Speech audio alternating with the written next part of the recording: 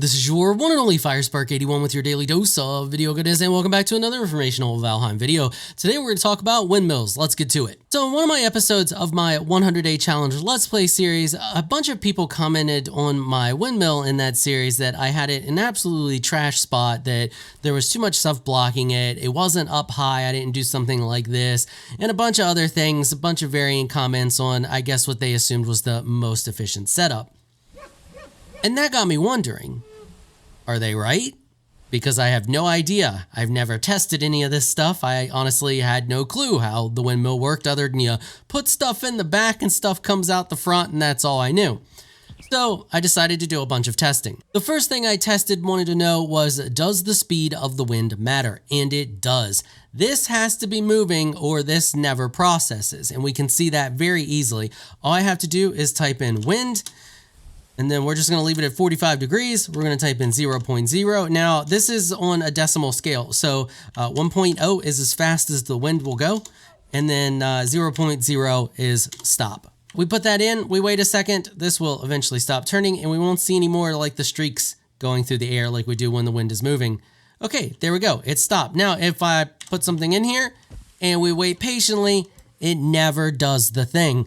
I'm not going to wait to show you because we'll be waiting here forever. It never does the thing. So here's a quick clip of the tests of me doing this at 0.5 and then at 1.0. And you can see there is a difference there.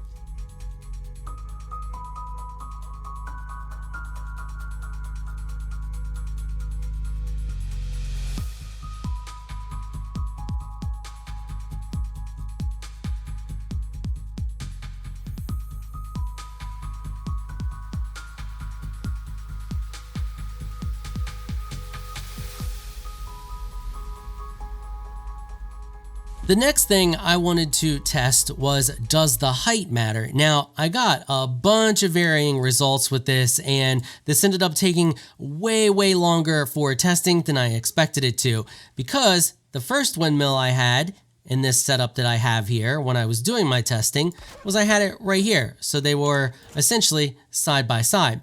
Now, when we set the windmills and the wind to, or set the wind to something to get the windmill to actually move here. So let's just do like 0. Well, nope. It helps if I actually, there we go, 0.4. The wind will start to kick up and they will start to spin, and this will be facing this way. So I ran that test with it, this one facing this way, that one up there, and then I have one over here in the ground. So after looking at those results, I noticed that there was a huge variation between the one here and the two over here. They had a slight variation. That one had a massive one. Well, there's not a lot of difference in height there, so I thought, well, that's weird. And I wonder if it's because it's down in the ground and if it's because stuff is blocking it. I built a wall across here, essentially blocking this one to see if there was a difference between having the wall here and not having the wall. And there's a pretty big difference, as you can see in the clip here.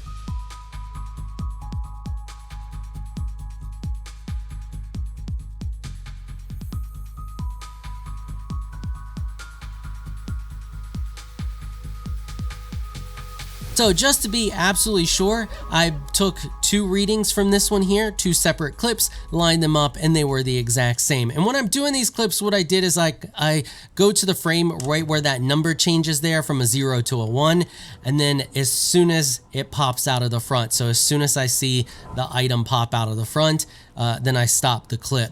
So that's how I timed all of these. So they were identical. When I ran two separate runs like this right here at 45 degrees, the wind at 0.5, it was identical. With the wall there, you can see that it made quite a big difference. So knowing that, I moved the windmill over here, further away from our pillar here.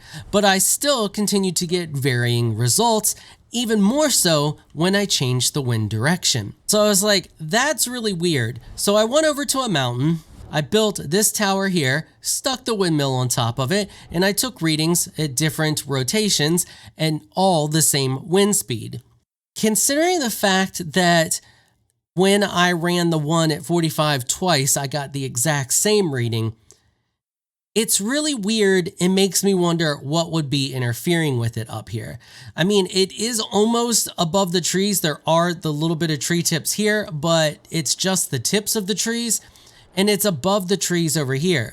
So there's nothing to interfere with it. However, when I rotated it at different angles, it varied on how quick it processed. Normally, I would say something like, that's a tick rate issue. We just got to assume that there's no difference there. However, when I ran the one at 45 degrees at 0.5 twice, I got the exact same reading both times. So something is interfering with how quickly this processes stuff depending on the angle. There is nothing around here to affect this thing, unless stuff below it seems to affect it, and it's a massive circle around it. So I'm going to go out on a limb here and say that the direction of your wind matters ever so slightly, just slightly. Now, what about height? So with height, I took a reading from this one, and I took a reading from the two that we were looking at originally.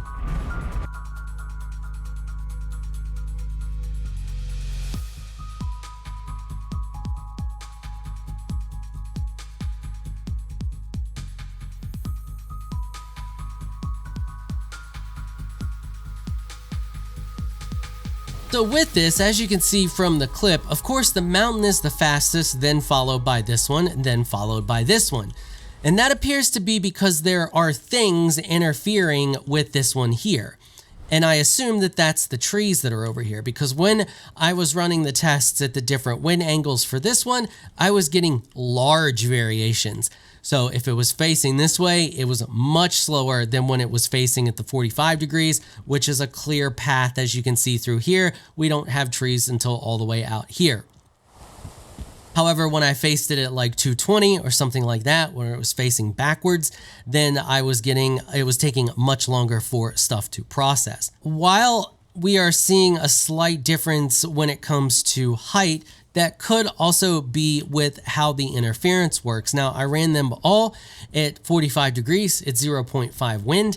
There is nothing that could interfere with this one from this angle here. I mean, the next trees are further from this one here than they are the closest tree on the mountaintop one. So height does appear to play a part, but I think height plays a part because of how this thing picks up interference with how fast it's going to process. Because we know the fact that other things in this game, the radius that it checks is a circle. I'm going to say it's safe to assume that the check on this thing is also a large circle. Now, I don't know how much it takes into account what's in front of it compared to what's behind it, but as you can see here, if we go directly behind it, there is a tree behind it. So it could be possible that this tree is somehow affecting it, and that is why it was not the same speed as the one on the mountain. So if you want maximum windmill efficiency, your best bet is to get it out in the middle of nowhere in a field, put it on a couple of foundations and get it high up in the sky to make sure that nothing is interfering with it.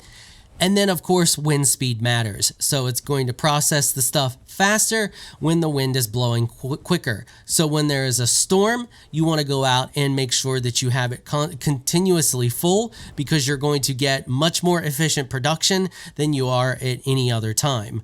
Now, of course, it's perfectly fine to just run it all the time and always be throwing stuff in the windmill, because it should pretty much always be running. I don't think the wind ever really completely stops in this game naturally. Obviously, you can do it with admin commands, but I don't think I've ever noticed it just not moving at all. Like, it'll die down a good bit, but even if it's moving slow, it's still processing as long as it's moving. It just needs to be moving. Also, note that even when I crank the wind speed up to its max, I still noticed a difference in how fast stuff was producing if it had a lot of interference with it. So even if your wind is maxed out all the way, if you have this thing like below the ground in a cave or some random nonsense, you've built a barn around it, what have you, you're still going to get slower production than if you had it out in a field with absolutely nothing around it. Okay, that's pretty much all there is for this one. Hopefully you found it informational and helpful. If you did, consider hitting the subscribe button and notification bell so you can be notified when I upload other Valheim content. And I don't just cover Valheim, I cover all kinds of different stuff, so you never know when I'm going to be making guides for a game that you may be playing. Alright, that is going to wrap it up for this episode. I want to give an absolutely massive thank you to my supporters on Patreon for making this episode possible. Y'all are absolutely amazing people. If you would like to join my 𝐴 crew Patreon supporters, please check out the link in the description below. If you enjoyed this video, please leave a comment down below. Let me know what you thought. If you're shy, you don't like the comment, just hit that thumbs up button and show your support. Until next time, thanks for watching.